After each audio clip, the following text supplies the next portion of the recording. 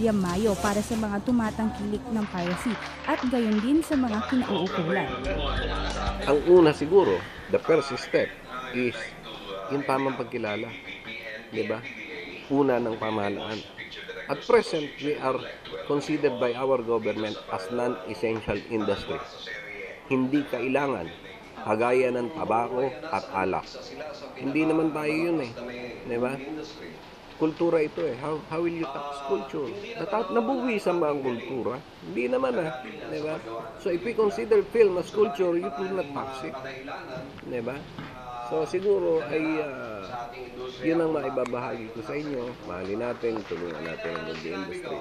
Ang pagtulong ay hindi pagsasabi, kundi iwasan natin ang bumili ng mga pirated films kasi ang pirated films ay nakaw. Para din tayong bumibili ng nakaw. Diba? May parusa nga yun eh. Diba? Anti-fencing law.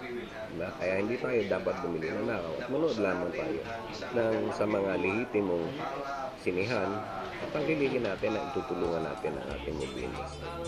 Si Direk William Mayo naniniwala na ang lahat ay dapat makialam para sa pagsugpo sa problema ng piracy.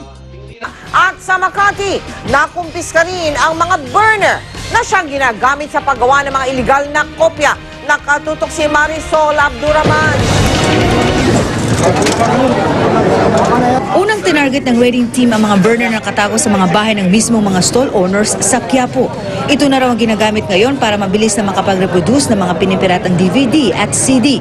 Ang isang tower kasi ng burner, kaya mag-produce ng 15 hanggang 17 DVD sa loob lamang ng 1 minuto. We call this guerrilla style. Hindi na yung kagaya nung araw na ubod ng laki ng machine. Ang hirap itago, ang hirap hanapin, di ba?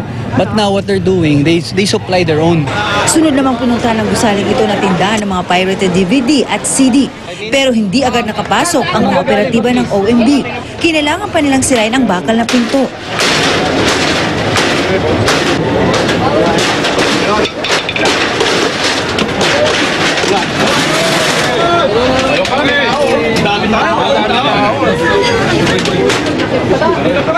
Hindi naman nag-aksaya ng oras ang OMB.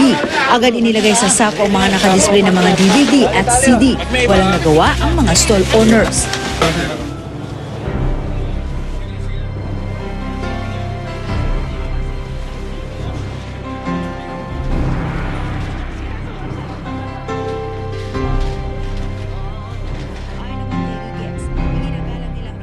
Totoo namang may kinalaman tayo dito. Tayo ay Pilipino. Matuto tayo na maging tapat at pangalagaan ang sariling atin. Kung hindi dito sa Pilipinas, ay saan pa ba tayo matututo na hindi mabuti ang pagnanakaw? Ako po ang inyong Access, Missy Granil.